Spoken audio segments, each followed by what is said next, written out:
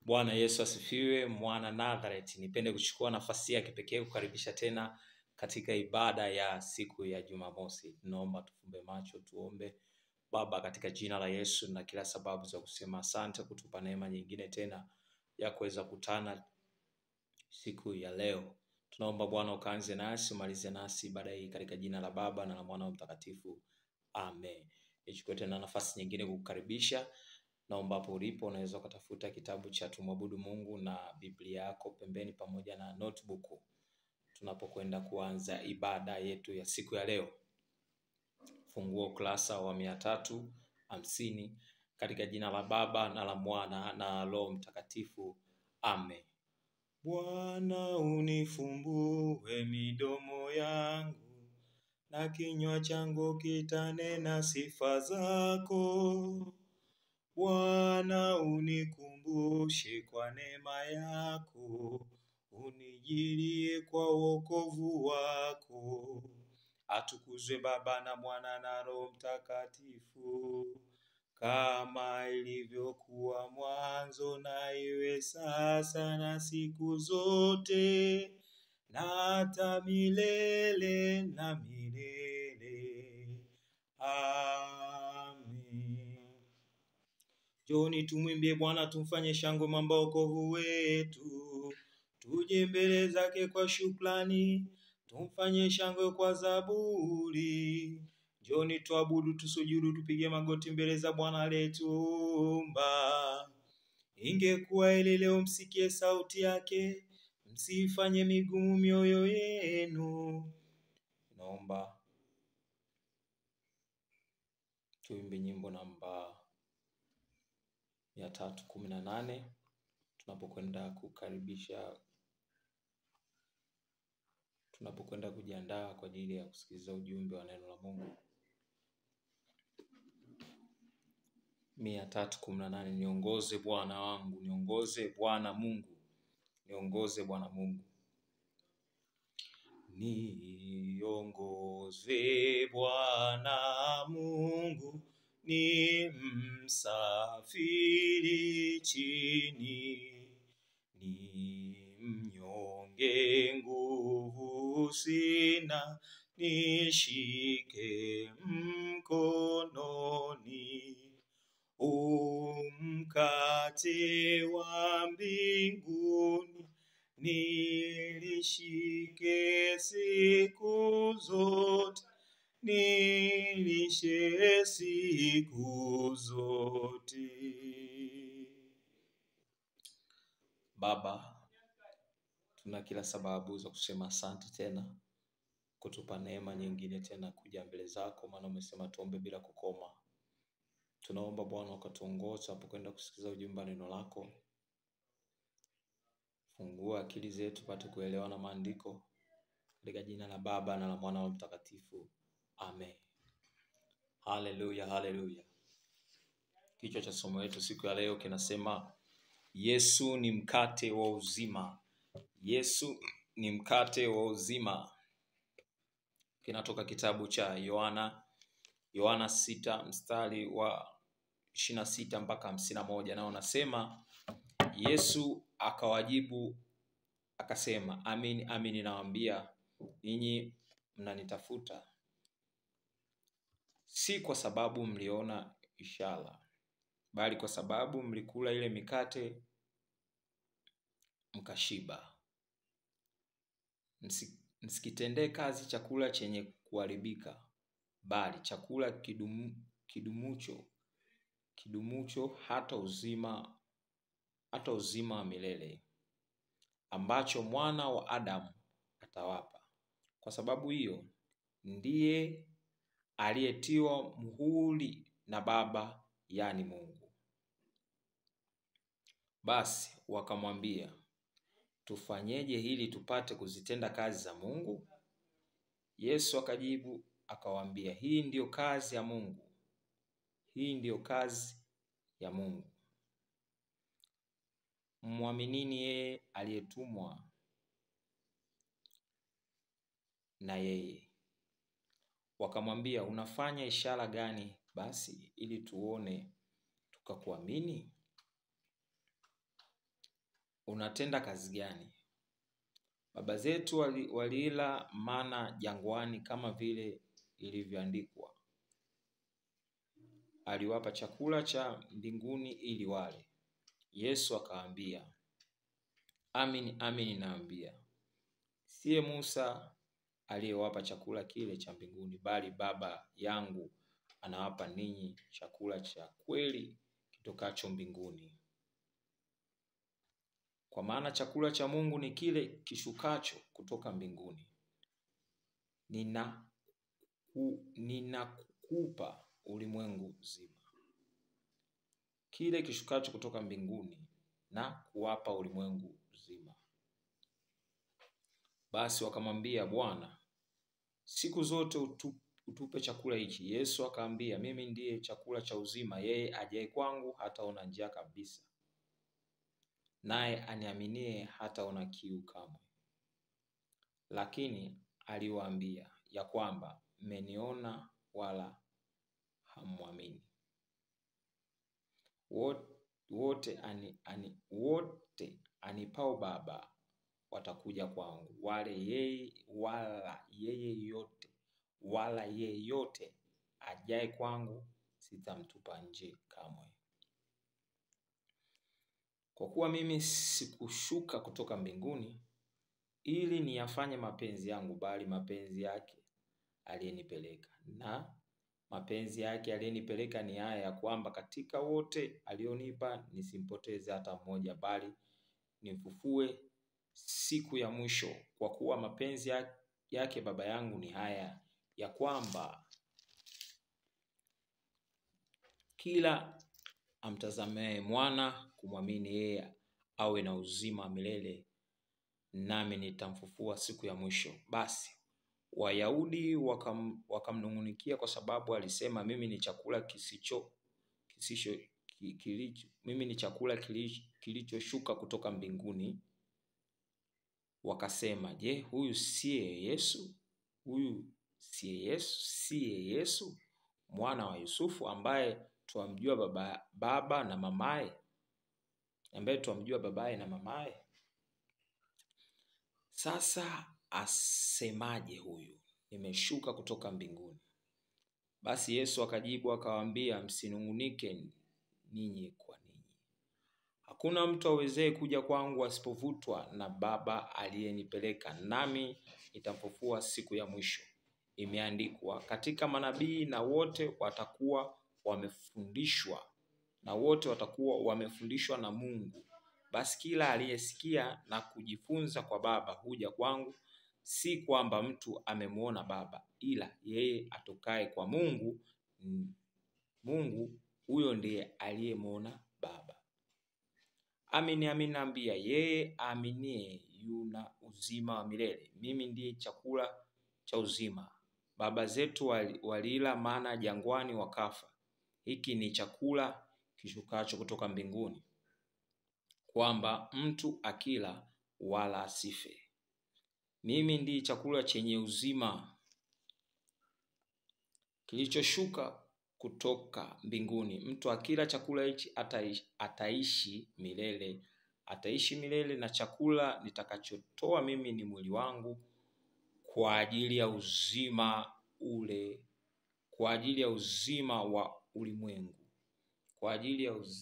wa ulimwengu. Bwana Yesu asifiwe sana.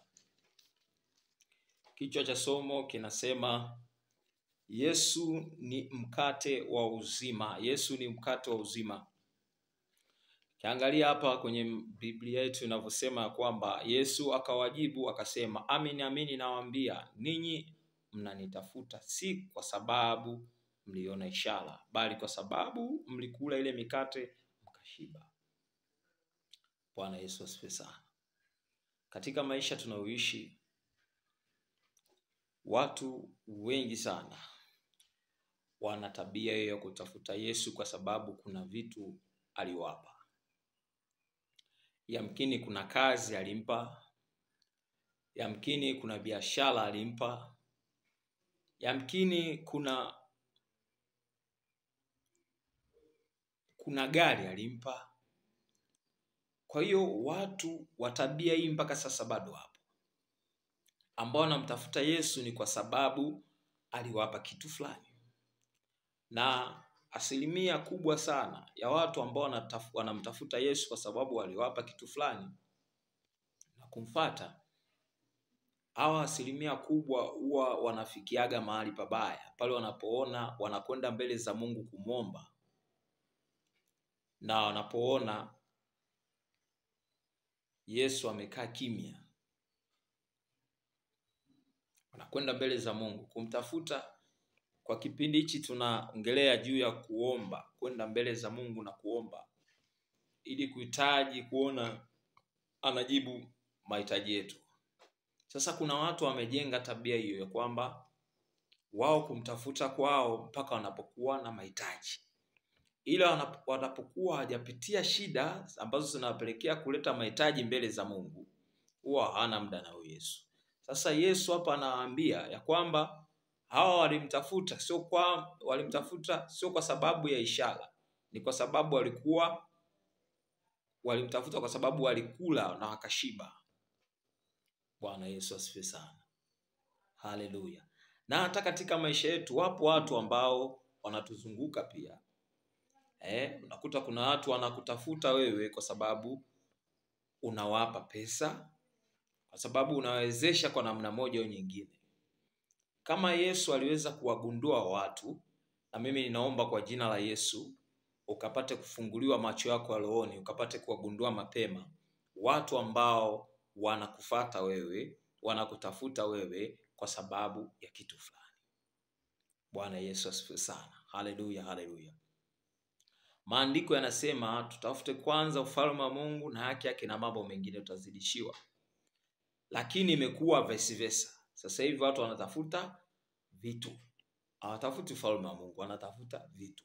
Na shetani ni mjanja sana. Ukisoma kwenye maandiko kipindi pale anamjaribu Yesu, anamwambia kwamba nisijudie, afa akamwonyesha miliki mali zote za ulimwengu atampatia.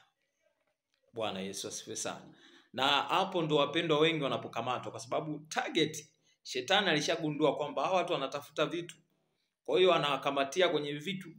Anaambia nisijudieni, hivi vitu vingine mtapewa. Ndio unakuta watu wengine wanaenda kwa waganga. Wanaenda kwa watumishi ambao wale wanatoa hela. Kuna watumishi sasa hivi wanatoa hela. Ukienda kanisani unapewa hela. Bwana Yesu asifiwe sana. Hata kwenye Biblia yenyewe sijawahi kuona eneo hilo ambalo Yesu anatoa hela. Bwana Yesu asifiwe sana. Ila sasa hivi kuna watumishi ambao wanatoa hela, wanatoa magari kwa kadi ya vile vitu ambavyo walikuwa nao. Ila ukiangalia mbinu kubwa ni kuweza kuwakamata wale watu ili waweze kumfuata. Bwana Yesu asifiwe sana. Haleluya. Yesu anaendelea anaambia, msikitendee kazi chakula chenye kuharibika. Msikitendee kazi chakula chenye kuharibika, bali chakula kidumucho hata uzima wa milele ambacho mwana wa Adamu atawapa. Tukirudi huku nyuma juu ya watu wanaokutafuta kwa sababu wanaokufuata au kutafuta kwa sababu ya kitu fulani, hata kwenye utumishi kuna watu wanakuwa hata mwenyewe imenitokea, yani kuna watu wakinitafuta tu unajua wana shida, kwa sababu una kitu fulani cha kuwasaidia. Kutoa msaada kwa mtu sio kitu kibaya, lakini kitu kibaya pale mtu akaa na kutegemea wewe kwa sababu ya kitu. Bwana Yesu asifiwe sana. Na katika maisha tunayoishi kila mtu ana kitu ambacho Mungu kampa kwa ajili ya kumsaidia mtu fulani. Na Mungu amefanya hivi ili kuweza kujitukuza, kujichukulia utukufu, lakini pia kuweza kushirikiana katika kujenga mwili wa Kristo. Bwana Yesu asifiwe sana. Lakini kibaya zaidi kuna watu hawajui kuwa wana vitu gani ambavyo Mungu amewapa ili kuwa msaada kwa wengine. Na hapo ndo shetani ambapo amewafunga. Ndio maana unakuta watu wengi wana struggle sana katika dunia hii kutafuta kufanikiwa. Hauwezi kufanikiwa bila kujua kusudi la Mungu katika maisha yako ni lipi. katika neema aliyokupa kuendelea kuishi. Bwana Yesu asifiwe sana. Tunaona habari ya Yesu. Kazi aliyopewa ni moja tu, ni kutuletea ukombozi. Basi kama Yesu alipewa kazi ya kuleta ukombozi na akafocus katika hicho kitu, kadhalika na wewe kuna kazi ambayo Mungu amekupa, ndio maana mpaka leo unaishi. Ukiona unaishi katika hii dunia na hauna manufaa kwa watu wengine, unabidi ujijaje vizuri, utafakari vizuri. Bwana Yesu asifiwe sana.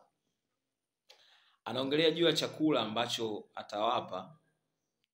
Anasema msikitendee kazi chakula chenye kuharibika, bali chakula kidumucho hata uzima wa milele ambacho mwana wa Adamu atawapa.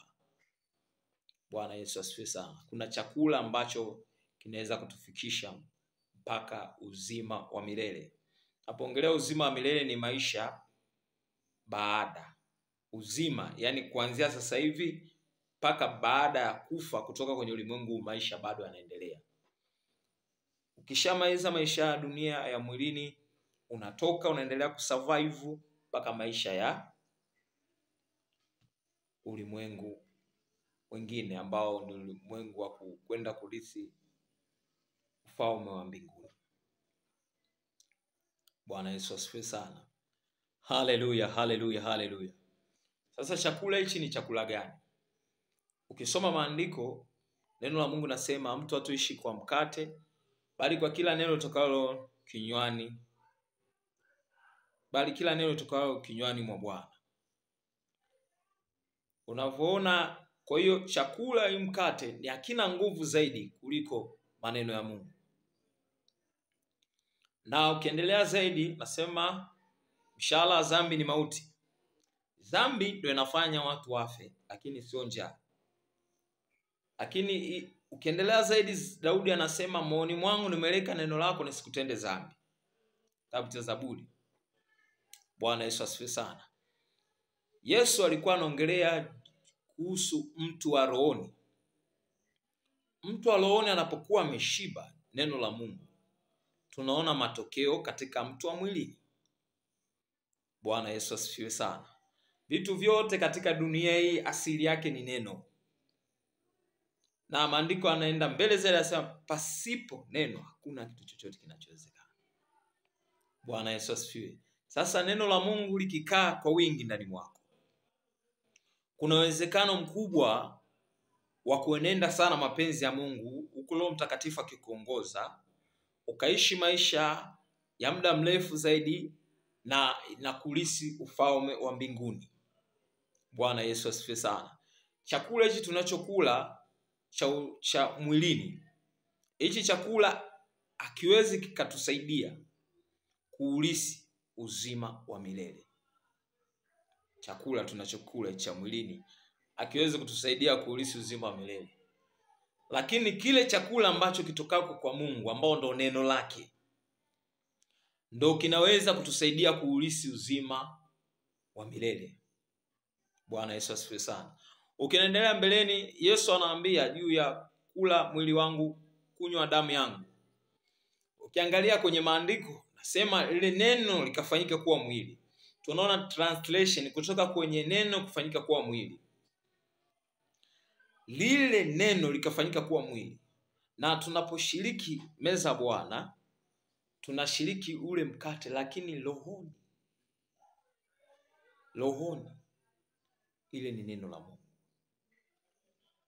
Ni mkate ambao ni mwili.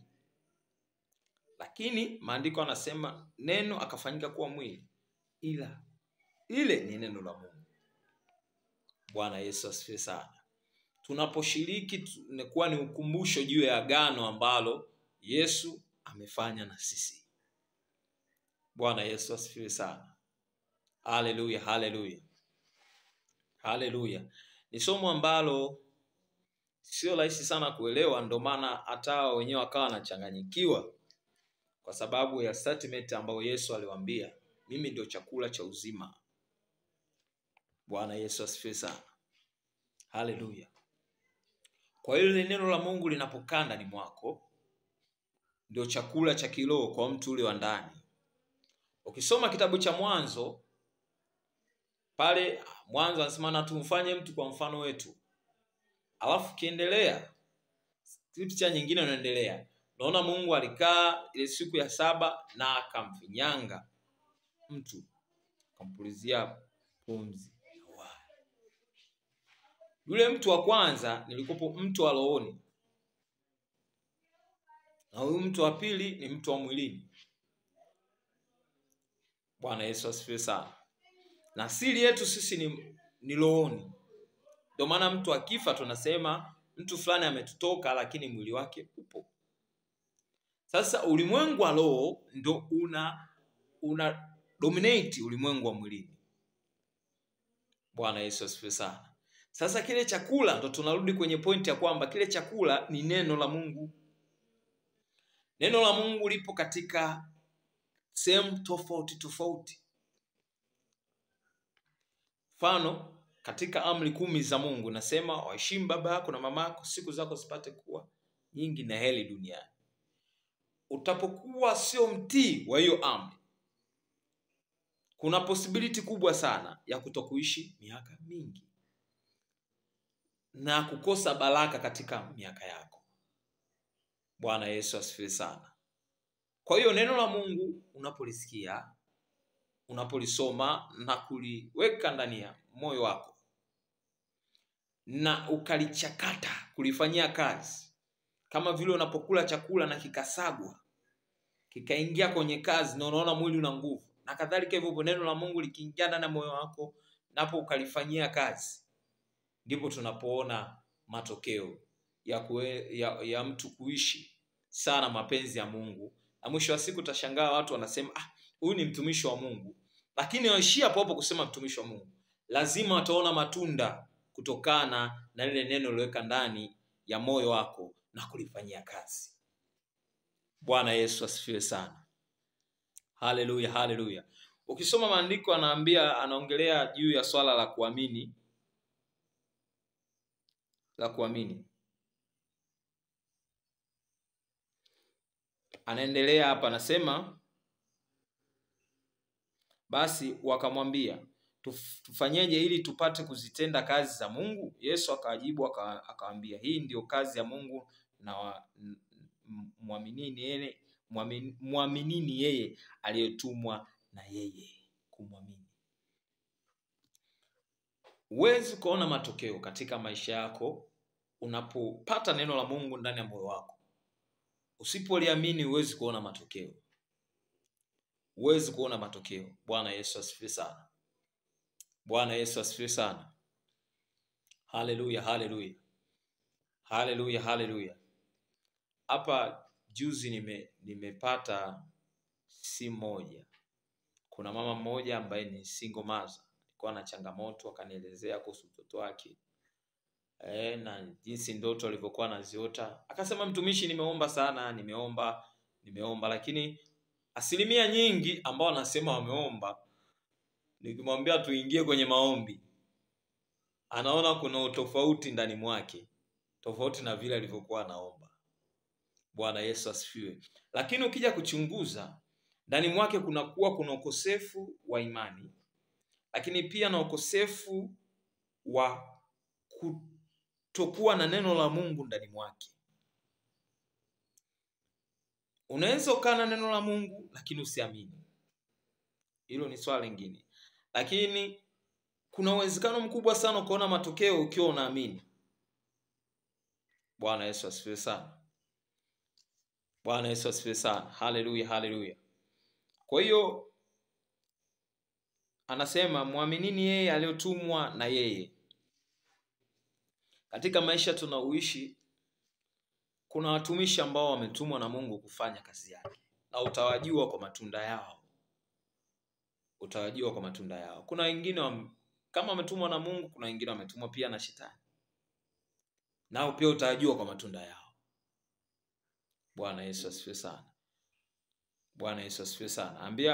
Akamwambia, unafanya ishara gani basi ili tuone tukakuamini? Unatenda kazi gani? Basi baba zetu waliamini, walila mana jangwani kama vile ilivyoandikwa, Kama vile ilivyoandikwa, aliwapa chakula cha mbinguni ili wale. Yesu akamwambia, amini amini nawaambieni, si Musa aliyewapa chakula kile cha mbinguni, bali Baba yangu anawapa ninyi chakula cha kweli kitokacho mbinguni, kwa maana chakula cha Mungu ni kile kishukacho kutoka mbinguni na kuwapa ulimwengu uzima. Basi wakamwambia, Bwana, siku zote utupe chakula hiki. Yesu akamwambia, mimi ndiye chakula cha uzima. Yeye aje kwangu hataona njaa kabisa, naye aaminie hataona kiu kabisa. Aje kwangu hataona njaa, aaminie hataona kiu. Ni kutokana na ile neno la Mungu. Tunaaminiji kama umeenda kwa Kristo au maisha yako umempa Kristo, tutaona matokeo juu ya maisha yako. Tutaona matokeo juu ya maisha yako, tutaona matunda juu ya maisha yako. Bwana Yesu asifiwe sana. Lazima kama upo kwa Kristo, umempokea Kristo, maisha yako haiwezi kuwa kawaida. Lazima utakuwa msaada kwa wengine. Lazima utakuwa ni chumvi ya ulimwengu huu. Lazima. Kama kweli umeitwa, una wito katika kumtumikia Mungu kweli, lazima tutaona matunda. Kuna watu wengine wanajiita wao, na pia utaona, uwezi ukaona matunda ambayo yale ya kumpendeza Mungu. Bwana Yesu asifiwe sana. Haleluya, haleluya. Ningekupa shuhuda nyingi, lakini kwa sababu muda wetu sio rafiki, takupa shuhuda chache moja wapo. Bwana Yesu asifiwe. Haleluya. Siku moja nilipigiwa simu na mama mmoja. Alikuwa na shida, hitaji maombi. Ile siku nilimwona Mungu ni wa ajabu sana. Actually Mungu wetu ni wa ajabu, ila kuna namna Mungu akifanya na wewe mwenyewe unashangaa. Kwa hiyo tukafanya mawasiliano kwenye simu, tukafanya maombi, lakini mimi niliomba kwa moyo, kimoyo. Kipindi naomba kimoyo, sijakemea kwa mdomo hivi. Naomba kimoyo. Kule mapepo yakaanza kulipuka. Yakaanza kupiga kelele, tunaungua. Mimi ninaomba kimoyo na tunatumia simu. Bwana Yesu asifiwe sana. Kulipo na mtu wa karibu wa kumsaidia pale, mapepo yakalipuka. Ikawa ni patashika. Bwana Yesu asifiwe sana.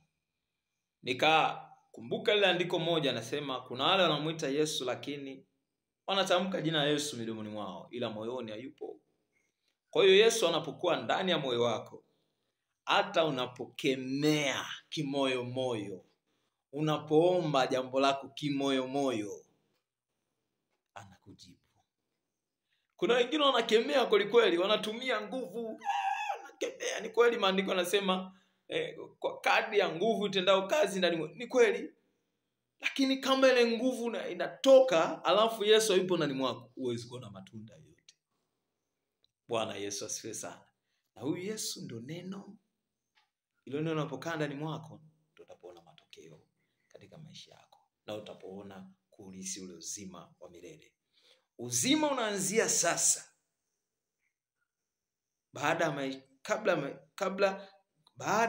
Unaanzia sasa. Maisha ya sasa hivi tunaishi kwenye ulimwengu wa mwili, mpaka yale maisha mengine ya mnyakuo kwenda kuulisi uzima wa milele.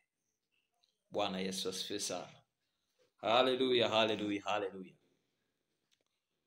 Pointi kubwa tunaposhiriki ni chakula cha Bwana, tunabidi tuwe na imani.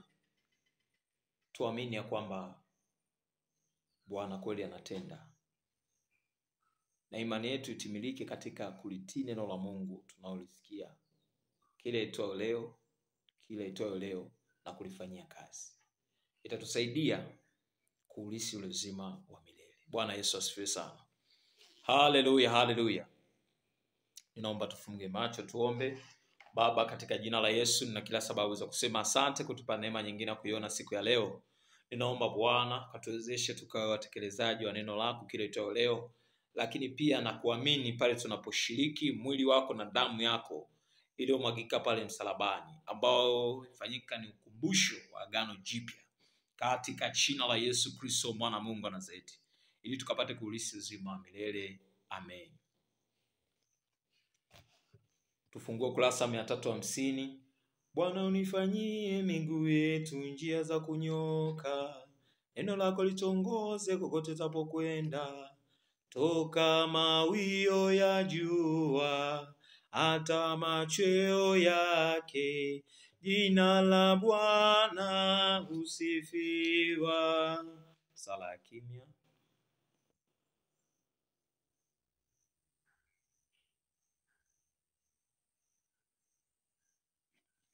Naomba tufungue ukurasa 353.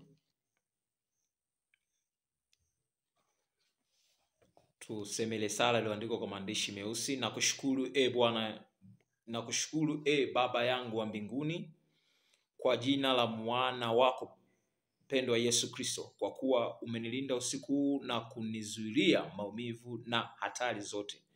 Na kuomba unilinde hata mchana huu wa leo, nisikose njia yako wala kupatwa na maovu. Unipe kukupendeza na matendo yangu,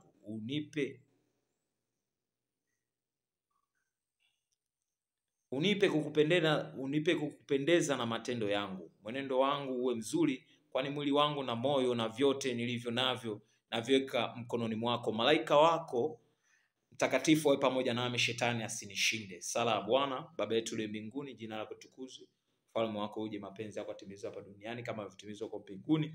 Tupe leo riziki yetu, samehe makosa yetu kama nasi tunasamehe tukosea, usitema jaribuni, bali tuko na uovu, kwa kuwa ufalme wako na nguvu na utukufu hata milele. Amen. Kinywa changu kitajaza sifa zako na heshima yako mchana kutwa. Bwana mwenyezi na mwenye rehema, Baba, Mwana na Roho Mtakatifu atubariki na kutulinda. Neema ya Bwana Yesu Kristo na upendo wa Mungu na ushirika wa Roho Mtakatifu ukae nasi sisi sote. Amen. Wimbo. Mahali ni pazuri ndugu wanapokaa, wakipatana vema na wakipendana. Bwana Yesu asifiwe. Ndio mwisho wa ibada yetu ya siku ya leo. Nipende kukutakia siku njema na yenye baraka. Nikaribishe kutoa sadaka. Mwisho ni saa 6 asubuhi. Mungu akubariki.